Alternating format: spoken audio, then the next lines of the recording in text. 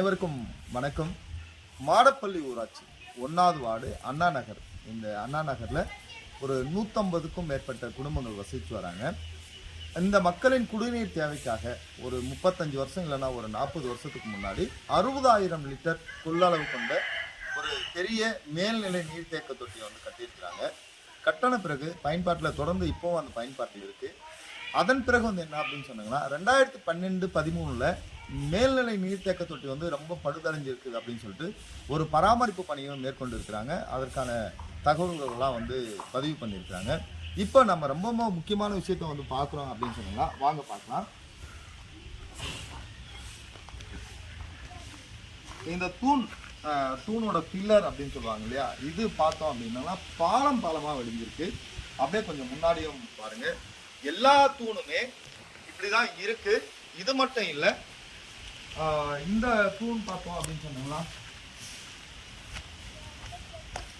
தற்காலிகமா பாருங்க எவ்வளோ வந்து சேதம் அடைஞ்சிருக்கு. தற்காலிகமான ஒரு இதில் வந்து இது பண்ணியிருக்காங்க.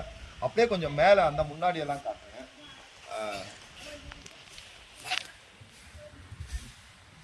இந்த பக்கம் காட்டுங்க.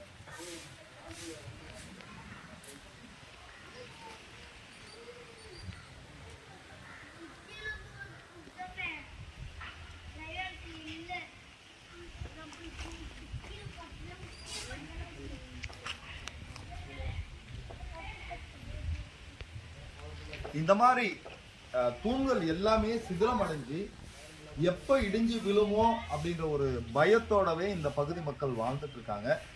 நம்முடைய சட்டமன்ற உறுப்பினர் மாண்புமிகு நல்லத்தம்பி அவர்களோட தொகுதி அப்படின்றதும் அவருடைய பிறந்த கிராமம் என்றதும் ஒரு கூடுதல் செய்தியாக இருக்கு. உடனடியாக இந்த பகுதி மக்களோட உயிர்களை வந்து காப்பாற்றணும். இந்த மேல்நிலை நீர்த்தேக்க தொட்டியை வந்து இடிச்சுட்டு ஒரு புதிய கட்டடத்தை கொண்டு வரணும். இந்த பகுதி வழியாக வந்து பள்ளிக்கு போகிற மாணவர்கள் குழந்தைகள் வந்து அதிக அளவில் இருக்கிறாங்க, இல்லை மாலை நேரங்களில் வந்து இந்த பகுதியில் தான் விளையாடுறாங்க அப்படின்றதும் இந்த பகுதி மக்கள் வந்து தங்களுடைய அச்சத்தையும் வேதனையும் வந்து தெரிவிச்சிருக்கிறாங்க.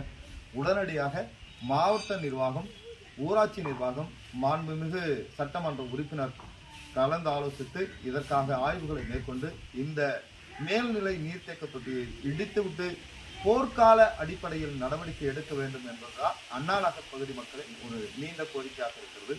பொறுத்திருந்து பார்ப்போம். நம் மக்களின் குரலாக பொம்மையுப்பம் ராதாகிருஷ்ணன், சமூக ஊடக மாவட்ட அமைப்பாளர், விடுதலை சிறுத்தைகள் கட்சி, திருப்பத்தூர் மாவட்டம். நன்றி, வணக்கம்.